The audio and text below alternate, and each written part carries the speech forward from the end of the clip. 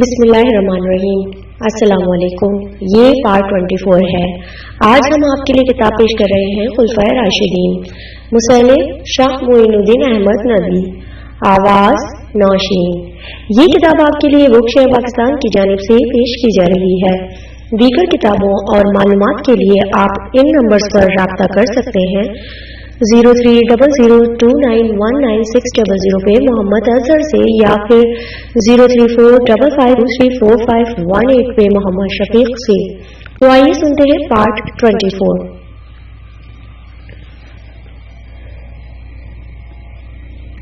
حضرت ابو الدرداء رضی اللہ تعالیٰ عنہ اور حضرت ابو امامہ رضی اللہ تعالیٰ عنہ نے یہ رنگ دیکھا تو لشکر گاہ چھوڑ کر ساحلی علاقے کی طرف چلے گئے اور اس جنگ میں کوئی حصہ نہیں لیا۔ غرض پہلی رجب سے آخر محرم سن 37 ہجری میں تک ترفین سے سکوت رہا اور کوئی قابل ذکر مارکا پیش نہ آیا۔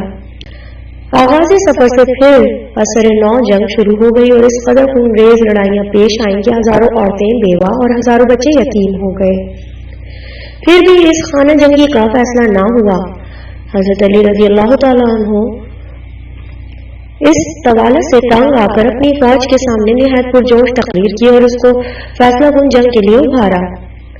تمام فوج نے نہایت جوش و خروش کے ساتھ اس تقریر کو لبیک کہا اور اپنے حریف پر اس زور سے حملہ کیا کہ شامی فوج کی صفیں درہم برہم ہو گئی اور بڑے بڑے بہادروں کے پاؤں کھڑ گئے۔ حیدر کرار خود فوج کے آگے تھے اور اس جانبازی سے لڑ رہے تھے کہ حریف کی صفیں چیرتے ہوئے امیر معاویہ رضی اللہ تعالیٰ عنہ کے مقصورہ تک پہنچ گئے۔ آپ کی زمان پر یہ رجز جاری تھا۔ اضرب ارا معاویہ الجاحظ العلین نل عظیم الحاویہ۔ قریب پہنچ کر پکار کر کہا، معاویہ خلق خدا کا خون گراتے ہو، آؤ ہم تم باہم اپنے جھگڑوں کا فیصلہ کر لیں۔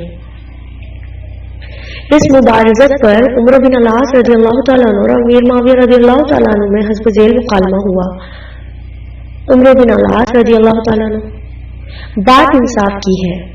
امیر معاویہ رضی اللہ تعالیٰ عنہ، خوب کیا انصاف ہے، تم جانتے ہو کہ جو اس شخص کے مقابلے میں جاتا ہے پھر زندہ نہیں بچتا۔ عمر بن العاص رضی اللہ تعالیٰ عنہ، جو کچھ ہو تاہم مقابلے کے لیے نکلنا چاہیے۔ امیر معاویہ رضی اللہ تعالیٰ عنہ،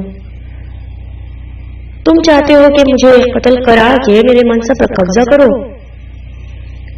امیر معاویہ رضی اللہ تعالیٰ عنہ کے آراز پر عمر بن العاص رضی اللہ تعالیٰ عنہ خود شیر خدا کے مقابلے کے لیے نکلے۔ دیر تک دونوں میں تیر و سنان کا رد و بدل ہوتا رہا۔ ایک دفعہ حضرت علی رضی اللہ تعالیٰ عنہ نے ایسا وار کیا کہ اس سے سلامت بچنا ناممکن تھا۔ عمر بن العاص رضی اللہ تعالیٰ عنہ اسی بدحواسی کے ساتھ گھوڑے سے گرے کہ بالکل برہنہ ہو گئے۔ فاتح خیبر نے اپنے حریف کو برہنہ دیکھ کر منہ پھیر لیا اور زندہ چھوڑ کر واپس چلے آئے۔ اس جنگ کے بعد تھوڑی تھوڑی فوج سے مقابلہ ہونے کی بجائے پوری فوج کے ساتھ جنگ ہونے لگی۔ چند دنوں تک یہ سلسلہ جاری رہا، یہاں تک کہ جمعے کے روز عظیم الشان جنگ پیش آئی جو شدت و خونریزی کے لحاظ سے تاریخ اسلام میں اپنی نظیر آپ ہے۔ صبح سے شام اور شام سے دوسری صبح تک اس زور کا رن پڑا کہ ناروں کی گرج، گھوڑوں کی ٹاپوں اور تلواروں کی جھنکاروں سے پورا ارض تھرا رہا تھا۔ اسی مناسبت سے اس کو لیلۃ الحریر کہتے ہیں۔ دوسری صبح کو مجروحین و مقتولین کے اٹھانے کے لیے جنگ ملتوی ہو گئی اور حضرت علی رضی اللہ تعالیٰ عنہ نے اپنے طرفداروں کو مخاطب کر کے نہایت جوش سے تقریر کی اور فرمایا، جانبازو، ہماری کوششیں اس حد تک پہنچ چکی ہیں کہ انشاءاللہ کل اس کا آخری فیصلہ ہو جائے گا۔ بس آج کچھ آرام لینے کے بعد اپنے حریف کو آخری شکست دینے کے لیے تیار ہو جاؤ اور اس وقت تک میدان سے منہ نہ موڑو جب تک اس کا قطعی فیصلہ نہ ہو جائے۔ امیر معاویہ رضی اللہ تعالیٰ عنہ اور عمر بن العاص رضی اللہ تعالیٰ عنہ اس وقت تک نہایت جانبازی، شجاعت اور پامردی کے ساتھ اپنی فوجوں کو سرگرم کارزار رکھا تھا، لیکن لیلۃ الحریر کی جنگ سے انہیں بھی یقین ہو گیا تھا کہ اب لشکر حیدری کا مقابلہ کرنا ناممکن ہے۔ قبیلوں کے سردار بھی ہمت ہار گئے۔ اشعث ابن قیس نے اعلانیہ دربار میں کھڑے ہو کر کہا کہ اگر مسلمانوں کی باہمی لڑائی ایسی ہی قائم رہی تو تمام عرب ویران ہو جائے گا۔ رومی شام میں ہمارے اہل و عیال پر قبضہ کر لیں گے، اس طرح ایران دہقان اہل کوفہ کی عورتیں اور بچوں پر متصرف ہو جائیں گے۔ تمام درباریوں کی نظریں امیر معاویہ رضی اللہ تعالیٰ عنہ کے چہرے پر گڑ گئیں اور سب نے بالاتفاق اس خیال کی تائید کی۔ یہ رنگ دیکھ کے امیر معاویہ رضی اللہ تعالیٰ عنہ نے جناب مرتضیٰ کو لکھا کہ اگر ہم کو اور خود آپ کو معلوم ہوتا کہ یہ جنگ اس قدر طول کھینچے گی تو غالباً ہم دونوں اس کو چھیڑنا پسند نہ کرتے۔ بہرحال اب ہم کو اس تباہ کن جنگ کا خاتمہ کر دینا چاہیے۔ ہم لوگ بنی عبد مناف ہیں اور آپس میں ایک دوسرے پر کوئی فخر نہیں، اس لیے مصالحت ایسی ہو کہ طرفین کی عزت و آبرو برقرار رہے۔ لیکن اب حضرت علی کرم اللہ وجہہ نے مصالحت سے انکار کیا اور دوسرے روز اول صبح ذرا بدتر سے راستہ ہو کر اپنی فوج ظفر موج کے ساتھ میدان میں سفارہ ہوئے، لیکن حریف نے جنگ ختم کر دینے کا تہیہ کر لیا تھا۔ عمر بن العاص رضی اللہ تعالیٰ عنہ نے اب میں ایک ایسی چال چلوں گا، رضی اللہ تعالیٰ عنہ نے کہا کہ اب میں ایک ایسی چال چلوں گا کہ یا تو جنگ کا خاتمہ ہی ہو جائے گا یا علی کرم اللہ وجہہ کی فوج میں پھوٹ پڑ جائے گی۔ چنانچہ دوسری صبح شامی فوج ایک عجیب منظر کے ساتھ میدان جنگ میں آئی۔ آگے دمشق کا مصحف اعظم 5000 نیزوں پر بندھا ہوا تھا اور اس کو 5 آدمی بلند کیے ہوئے تھے۔ اس کے علاوہ جس کے پاس قرآن پاک تھا اس نے اس کو نیزے پر باندھ لیا تھا۔ حضرت علی کرم اللہ وجہہ کی طرف سے اشتر النخعی نے ایک جمعیت عظیم کے ساتھ حملہ کیا تو قلب سے فضل بن اوہم، ہمنا سے شریع الجزامی اور میسرا سے زرقہ بن معمر بڑھے اور چلا کر کہا، گروہ عرب، خدا رومی اور ایرانیوں کے ہاتھ سے تمہاری عورتوں اور بچوں کو بچائے، تم فنا ہو گئے۔ دیکھو یہ کتاب اللہ ہمارے اور تمہارے درمیان ہے۔ اسی طرح ابو الدعو سلمہ اپنے سر پر کلام مجید رکھے ہوئے لشکر حیدری کے قریب آئے اور بیان کے بلند کہا، اے اہل عراق، یہ کتاب اللہ ہمارے اور تمہارے درمیان حکم ہے۔ اشتر نخعی نے اپنے ساتھیوں کو سمجھایا کہ حریف کی چال ہے اور جوش دلا کر نہایت زور و شور سے حملہ کر دیا، لیکن شامیوں کی چال کامیاب ہو گئی۔ حضرت علی کرم اللہ وجہہ نے لوگوں کو لا کر سمجھایا کہ مصاحف کا بلند کرنا محض عیاری ہے، ہم کو اس دام ترویر سے بچنا چاہیے۔ قردوس بن حانی، سفیان بن سور اور خالد بن المامر نے بھی امیر المومنین کی تائید کی اور کہا کہ پہلے ہم نے ان کو قرآن کی دعوت دی تو انہوں نے کچھ پرواہ نہ کی، لیکن جب ناکامی اور نامرادی کا خوف ہوا تو اس مکاری کے ساتھ ہمیں دھوکہ دینا چاہتے ہیں۔ لیکن شامیوں کا جادو چل چکا تھا، اس لیے باوجود سعی و کوشش ایک جماعت نے نہایت سختی کے ساتھ اصرار کیا کہ قرآن کی دعوت کو رو نہ کرنا چاہیے اور دھمکی دی کہ اگر قرآن کے درمیان میں آنے کے بعد بھی جنگ بند نہ ہوگی تو وہ نہ صرف فوج سے کنارہ کش ہو جائے گی بلکہ خود جناب امیر رضی اللہ تعالیٰ عنہ کا مقابلہ کرے گی۔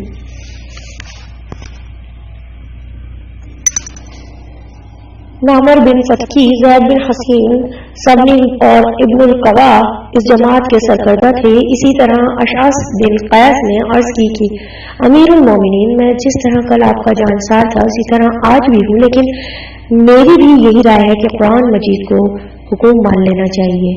غرض یہ چال ایسی کامیاب ہوئی کہ جناب مرتضیٰ کو مجبوراً اپنی فوج کو بازگشت کا حکم دینا پڑا۔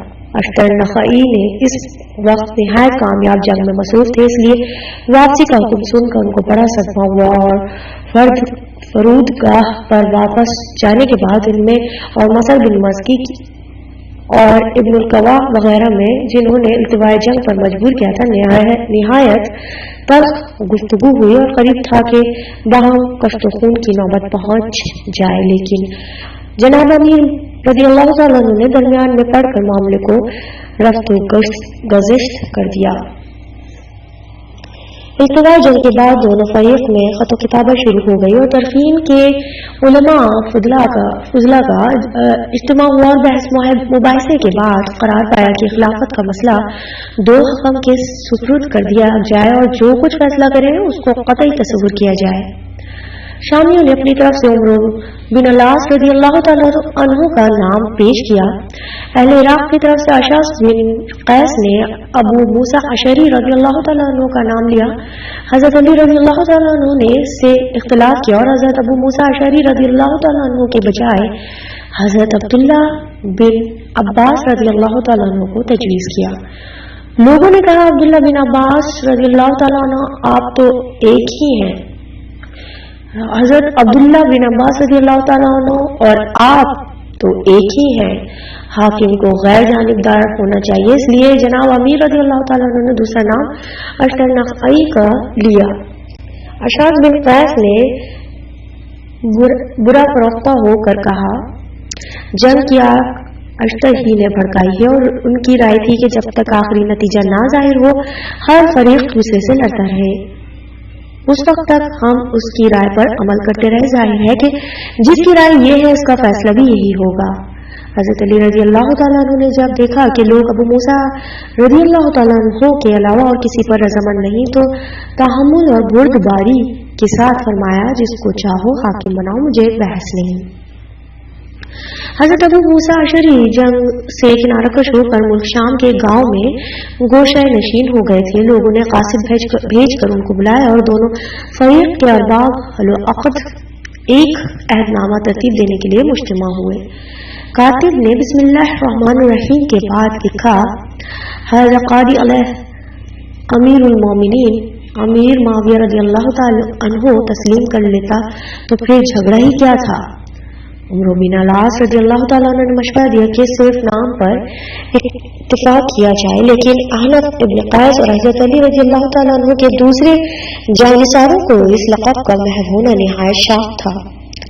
فدائے رسول صلی اللہ علیہ وآلہ وسلم نے کہا خدا کی قسم یہ سنت کبریٰ ہے۔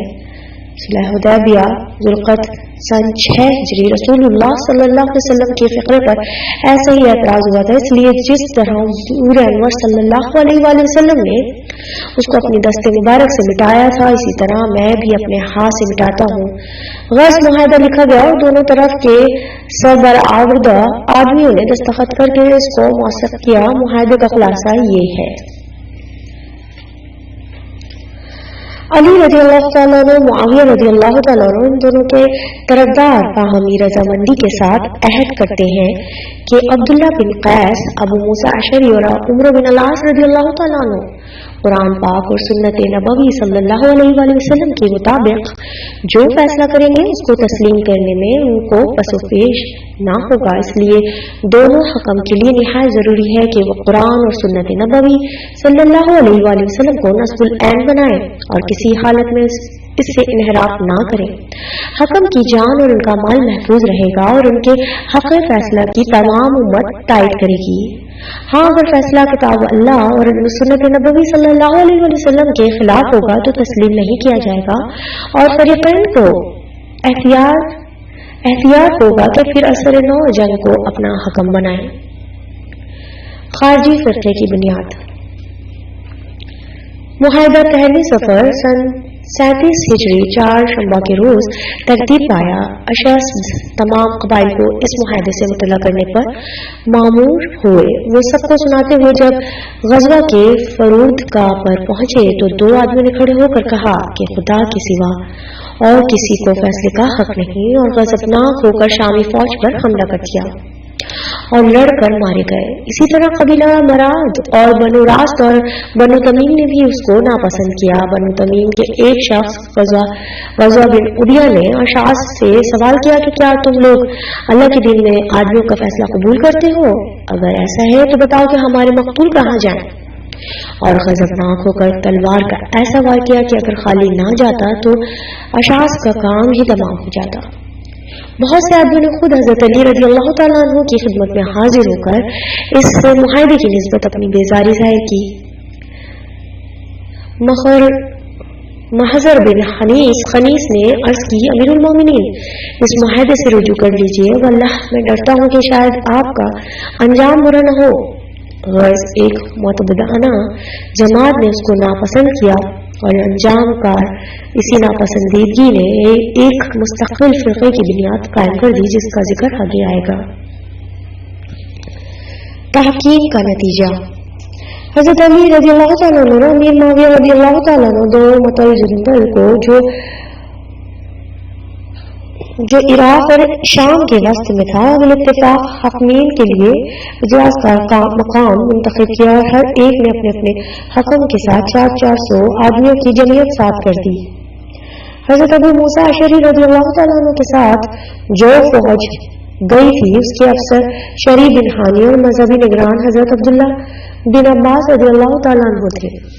حضرت عبداللہ بن عمر رضی اللہ تعالیٰ عنہ، حضرت سعد بن وقاص رضی اللہ تعالیٰ عنہ، حضرت مغیرہ بن شعبہ رضی اللہ تعالیٰ عنہ وغیرہ بھی جو اپنے درا و تقوی کے باعث اس خانہ جنگی سے لگ رہے تھے، تحکیم کی خبر سن کر اس کا آخری فیصلہ معلوم کرنے کے لیے دو متل جندل میں آئے۔ حضرت مغیرہ بن شعبہ رضی اللہ تعالیٰ عنہ جو نہایت نکترس اور معاملہ فہم بزرگ تھے، پہنچنے کے ساتھ ابو موسیٰ اشعری رضی اللہ تعالیٰ عنہ اور عمرو بن العاص رضی اللہ تعالیٰ عنہ سے علیحدہ گفتگو کر کے ان کی رائے کا اندازہ کیا تو انہیں یقین ہو گیا کہ ان دونوں میں اتحاد رائے ممکن نہیں ہے۔ چنانچہ انہوں نے اسی وقت اعلانیہ پیشن گوئی کی کہ اس تحکیم کا نتیجہ خوشائند نہ ہوگا۔ بہرحال دونوں حکم حسب قرارداد گوشہ خلوت میں مجتمع ہوئے۔ عمرو بن العاص رضی اللہ تعالیٰ عنہ نے حضرت ابو موسیٰ اشعری کو اپنا ہم خیال بنانے کے لیے ان کی غیر معمولی تعظیم و توقیر شروع کی۔ تعریف و توصیف کے پل باندھ دیے۔ اصل مسئلے کے متعلق جو گفتگو ہوئی اس کا خلاصہ یہ ہے۔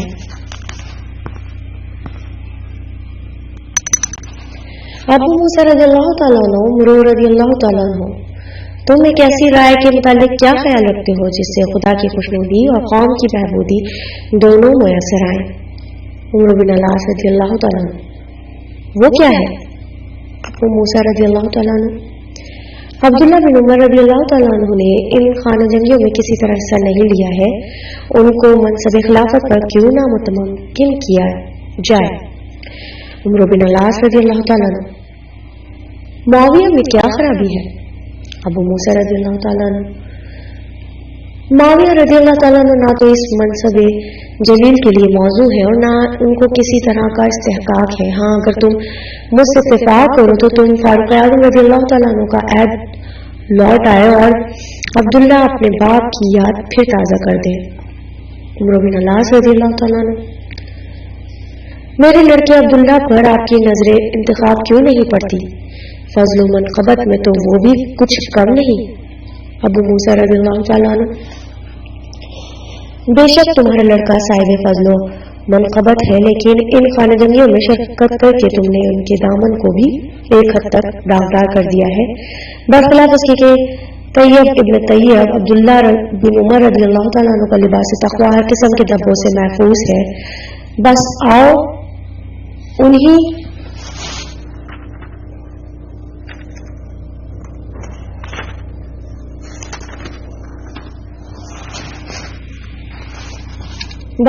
انہی کو مسند خلافت پر بٹھا دیں۔ عمرو بن العاص رضی اللہ تعالیٰ عنہ: ابو موسیٰ رضی اللہ تعالیٰ عنہ: اس منصب کی صلاحیت صرف اس میں ہو سکتی ہے جس کے دو داؤ ہوں، ایک سے کھائے اور دوسرے سے کھلائے۔ ابو موسیٰ رضی اللہ تعالیٰ عنہ: عمر رضی اللہ تعالیٰ عنہ تمہارا برا ہو، کشت و خون کے بعد مسلمانوں نے ہمارا دامن پکڑا ہے، اب ہم اس کو پھر فتنہ فساد میں مبتلا نہیں کریں گے۔ عمر بن العاص رضی اللہ تعالیٰ عنہ: پھر آپ کی کیا رائے ہے؟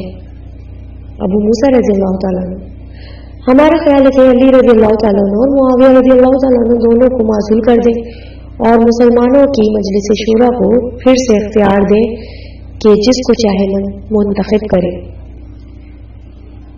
عمر بن العاص رضی اللہ تعالیٰ عنہ: مجھے بھی اس سے اتفاق ہے۔ मज़कूरा बिलक़रारदाद के बाद जब दोनों एक दूसरे से जुदा हुए तो अब्दुल्ला इब्न अब्बास रज़ियल्लाहु तआला अन्हु ने अबू मूसा रज़ियल्लाहु तआला अन्हु के पास जाकर कहा, खुदा की कसम मुझे यकीन है कि उन्होंने आपको धोखा दिया होगा। अगर किसी राय का इत्तेफाक हुआ हो तो आप हरगिज़ ऐलान में सबकत ना कीजिएगा, वो निहायत गद्दार है। क्या जब है कि आपके बयान की मुखालफत कर बैठे। अबू मूसा ने कहा कि हम लोग ऐसी राय पर मुत्तहिद हुए हैं कि उसमें इख्तिलाफ की गुंजाइश ही नहीं। गर्ज दूसरे रोज मस्जिद में मुसलमानों का मजमुआ हुआ। हजरत अबू मूसा अशअरी रज़ियल्लाहु तआला अन्हु ने उमर बिन अल-आस रज़ियल्लाहु तआला अन्हु से फरमाया कि वो मिंबर पर चढ़कर फैसला सुनाए। उन्होंने अर्ज की कि मैं आप पर सबकत नहीं कर सकता। आप फज़्ल व मनक़बत में सने विसाल में गर्ज हर हैसियत से हमसे अफजल और हमारे बुजुर्ग हैं। हजरत अबू मूसा रज़ियल्लाहु तआला अन्हु पर उमर बिन अल-आस रज़ियल्लाहु तआला अन्हु का जादू चल गया। चुनांचे आप बगैर पसो पेश के खड़े हो गए और हमदसना के बाद कहा, साहिबों, हमने अली रज़ियल्लाहु तआला अन्हु और मुआविया रज़ियल्लाहु तआला अन्हु दोनों को माजूल किया और फिर नए सिरे से मजलिस शूरा को इंतखाब का हक दिया, वो जिसको चाहे अमीर बनाए। अबू मूसा रज़ियल्लाहु तआला अन्हु अपना फैसला सुनाकर मिंबर से उतरे तो उमर बिन अल-आस रज़ियल्लाहु तआला अन्हु ने खड़े होकर कहा, साहिबों, अली रज़ियल्लाहु तआला अन्हु को जैसा कि अबू मूसा रज़ियल्लाहु तआला अन्हु ने माजूल किया मैं भी माजूल करता हूँ, लेकिन मुआविया रज़ियल्लाहु तआला अन्हु को इस मनसब पर कायम रखता हूँ क्योंकि वो अमीरुल मोमिनीन उस्मान रज़ियल्लाहु तआला अन्हु के वली और खिलाफत के सबसे ज्यादा मुस्तहिक हैं। हज़रत अबू मूसा अशअरी रज़ियल्लाहु तआला अन्हु बहुत नेक दिल और सादा दिल बुजुर्ग थे। इस खिलाफ बयानी से शिद्दत रह गए, चिल्लाकर कहने लगे, ये गद्दारी है, ये क्या बेईमानी है। सच ये है कि तुम्हारी हालत बिल्कुल उस कुत्ते की तरह जिस पर लादो जब भी हाँफता है और छोड़ो तो भी हाँफता है। इन्नमा मसलका मसल कल्ब अंत हमल अलैहि यलहस व ततरफ यलहस। उमर बिन अल-आस रज़ियल्लाहु तआला अन्हु ने कहा, और आप पर चार पाए फरोख्ता बेचन की मसल सादिक आती है। मसलक कमस अल-हुमार यहमल अस्कार। उमर बिन अल-आस रज़ियल्लाहु तआला अन्हु के बयान से मुजमे में सख्त बरहमी पैदा हो गई। शहरी बिन हानी ने उमर बिन अल-आस रज़ियल्लाहु तआला अन्हु को कोड़े से मारना शुरू किया। उस पर से उनके एक लड़के ने शहरी पर हमला कर दिया, लेकिन बात बढ़ने नहीं पाई। लोगों ने बीच बचाव करके रफ्तो गुज़श्त कर दिया। हजरत अबू मूसा अशअरी रज़ियल्लाहु तआला अन्हु को इस कदर नदामत हुई कि उसी वक्त मक्का रवाना हो गए और तमाम उम्र गोशाए नशीन रहे। ख्वारिज की सरकशी। पहले गुजर चुका है कि तहकीम को हजरत अली रज़ियल्लाहु तआला अन्हु के ऐवान अंसार में से मोतद बजमात ने नापसंद किया था। चुनाचा जब आप सफीन से कूफा तशरीफ लाए तो उसने अपनी नापसंदीदगी का सबूत इस तरह दिया कि तकरीबन 12,000 आदमियों ने लश्कर हैदरी से किनारकश होकर हरदार में इकामत इख्तियार की। हजरत अली रज़ियल्लाहु तआला अन्हु ने हजरत अब्दुल्ला बिन अब्बास रज़ियल्लाहु तआला को समझाने के लिए भेजा। उन्हें नाकामी हुई तो खुद तशरीफ ले गए और मुनाजरा मुबाहिसे के बाद राजी करके सबको कूफा ले आए। यहाँ यह अफवाह फैल गई कि जनाब अमीर रज़ियल्लाहु तआला अन्हु ने उनकी खातिरदारी के लिए तहकीम को कुफर तस्लीम करके उससे तौबा की है। हजरत अली रज़ियल्लाहु तआला अन्हु के कान में इसकी बिनक पहुंची तो आपने खुतबा देकर उसकी तकसीब की और फरमाया कि पहले इन्हीं लोगों ने जंग मुलतवी करने पर मजबूर किया, फिर तहकीम पर नापसंदीदगी जाहिर की और अब चाहते हैं कि अहद शिकनी करके क़ब्ल फैसला फिर जंग शुरू कर दूं। खुदा की कसम ये नहीं हो सकता। हाज़रीन में उस जमात के लोग भी मौजूद थे। वो सब एक साथ चिल्ला उठे, ला हक़्क़ुल्लाह, यानी फैसले का हक सिर्फ अल्लाह को है। और एक शख्स ने सामने आकर निहायत बुलंद आहंगी से कहा, वलक़द ऊहिया इलैका व इलल्लज़ीना मिन क़ब्लिका लइन अशरक्ता लयहबितन्ना अमलका व लतकुनन्ना।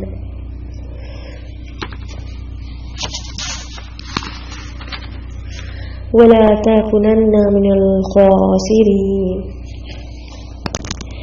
اے محمد صلی اللہ علیہ وسلم، تم اور تمہارے قبل انبیاء پر یہ وحی بھیجی گئی کہ اگر تم نے خدا کی ذات میں دوسرے کو شریک بنایا تو تمہارے سب اعمال بیکار ہو جائیں گے اور تم خسارہ اٹھانے والوں میں ہوگے. حضرت علی رضی اللہ تعالیٰ عنہ نے برجستہ جواب دیا، فاصبر ان وعد اللہ حق ولا يستخفنك الذی لا یؤمنون. تو صبر کر، خدا کا وعدہ حق ہے اور جو لوگ یقین نہیں رکھتے وہ تیرا استخفاف نہ کرے. غرض رفتہ رفتہ اس جماعت نے ایک مستقل فرقے کی صورت اختیار کر لی. دو مطبل جنرل کی تحقیق کا افسوسناک نتیجہ ملک میں شائع ہوا تو اس فرقے نے جناب مرتضیٰ کی بیعت توڑ کر عبداللہ بن دہب الراسبی کے ہاتھ پر بیعت کی اور کوفہ، بصرہ، انبار اور مدائن وغیرہ میں جس قدر اس فرقے کے لوگ موجود تھے وہ سب نہروان میں جمع ہوئے اور عام طور پر قتل و غارت کری کا بازار گرم کر دیا.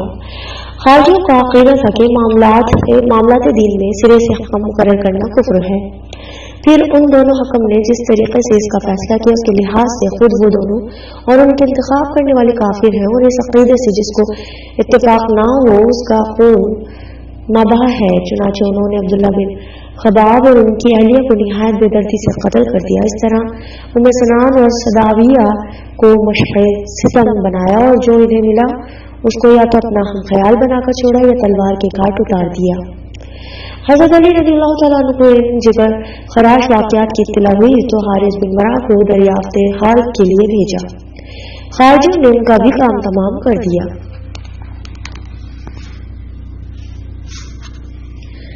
جناب مرتضیٰ رضی اللہ تعالیٰ عنہ اس وقت نئے سرے سے شام پر فوج کشی کی تیاری فرما رہے تھے، لیکن جب خارجیوں کی سرکشی اور قتل و غارت گری اس حد تک پہنچ گئی تو اس ارادے کو ملتوی کر کے ان خارجیوں کی تنبیہ کے لیے نہروان کا قصد کرنا پڑا. مارکہ نہروان پہنچ کر حضرت ابو ایوب انصاری رضی اللہ تعالیٰ عنہ اور قیس بن سعد رضی اللہ تعالیٰ عنہ بن عبادہ کو خارجیوں کے پاس بھیجا کہ وہ بحث و مباحثہ کر کے ان کو ان کی غلطی پر متنبہ کریں. جب ان دونوں کو ناکامی ہوئی تو خارجیوں کے ایک سردار ابن القوا کو بلا کر خود ہر طرح سمجھایا، لیکن ان کے قلوب تاریک ہو چکے تھے، اس لیے ارشاد و ہدایت کے تمام مساعی ناکام رہے اور جناب امیر رضی اللہ تعالیٰ عنہ نے مجبور ہو کر فوج کو تیاری کا حکم دیا. میمنہ پر حجر بن ادا، مصرا پر شیش بن ربعی، پیادہ پر حضرت ابو قتادہ رضی اللہ تعالیٰ عنہ انصاری اور سواروں پر حضرت ابو ایوب رضی اللہ تعالیٰ عنہ کو متعین کر کر باقاعدہ سفرائی کی. خارجوں میں ایک جماعت ایسی تھی جس کو حیدر کرار رضی اللہ تعالیٰ عنہ سے جنگ آزمائی ہونے میں پس و پیش تھا، اس لیے جب لڑائی شروع ہوئی تو تقریباً 500 آدمیوں نے الگ ہو کر بن نجین نے کی راہ لی. ایک بڑا گروہ کوفہ چلا گیا اور 1000 آدمیوں نے توبہ کر کے علم حیدری کے نیچے پناہ لی اور عبداللہ بن وہاب الراسفی کے ساتھ صرف 4000 خارجی باقی رہ گئے. لیکن یہ سب منتخب اور جانباز تھے، اس لیے انہوں نے میمنہ اور میسرہ پر اس زور کا حملہ کر دیا کہ اگر جان نثاران علی رضی اللہ تعالیٰ عنہ میں غیر معمولی ثبات و استقلال نہ ہوتا تو ان کا روکنا سخت مشکل تھا. خارجیوں کی حالت یہ تھی کہ ان کے اعضاء کٹ کٹ کر جسم سے علیحدہ ہو جاتے تھے، لیکن ان کی حملہ آوری میں فرق نہیں آتا تھا. شری بن ابی اوفا کا ایک پاؤں کٹ گیا تو تنہا ایک ہی پاؤں پر کھڑا ہو کر لڑتا رہا. اسی طرح خارجی ایک ایک کر کے کٹ کر مر گئے. جنگ ختم ہونے کے بعد حضرت علی رضی اللہ تعالیٰ عنہ نے خارجی مقتولین میں اس شخص کو تلاش کرنا شروع کیا جس کے مطابق رسول اللہ صلی اللہ علیہ وسلم نے پیشن گوئی فرمائی تھی. چنانچہ تمام علامات کے ساتھ ایک لاش برآمد ہوئی تو فرمایا، اللہ اکبر، خدا کی قسم رسول اللہ صلی اللہ علیہ وسلم نے کس قدر صحیح ارشاد فرمایا تھا. جنگ نہروان سے فارغ ہونے کے بعد حضرت علی رضی اللہ تعالیٰ عنہ نے حضرت علی رضی اللہ تعالیٰ عنہ نے شام کی طرف کوچ کرنے کا حکم دیا، لیکن اشعث بن قیس نے کہا امیر المومنین ہمارے ترکش خالی ہو گئے ہیں، تلواروں کی دھاریں مڑ گئی ہیں، نیزوں کے پھل خراب ہو گئے، اس لیے ہم کو دشمن پر فوج کشی کرنے سے پہلے اسباب و سامان درست کر لینا چاہیے۔ جناب امیر رضی اللہ تعالیٰ عنہ نے اشعث کی رائے کے مطابق نخیلہ میں پڑاؤ کر کے لوگوں کو تیاری کا حکم دیا، لیکن لوگ تیار ہونے کے بجائے آہستہ آہستہ 10-10 20-20 کوفہ کے سکنے لگے، یہاں تک کہ آخر میں کل 1000 کی جمعیت ساتھ رہ گئی۔ حضرت علی رضی اللہ تعالیٰ عنہ نے یہ رنگ دیکھا تو سردس شام پر فوج کشی کا ارادہ ترک کر دیا اور کوفہ واپس جا کر اقامت اختیار کی۔ پارٹ 24 یہاں پر اختتام پذیر ہوتا ہے۔ کتاب خلفائے راشدین کا بقیہ حصہ پارٹ 25 پر سماعت فرمائیں۔ شکریہ۔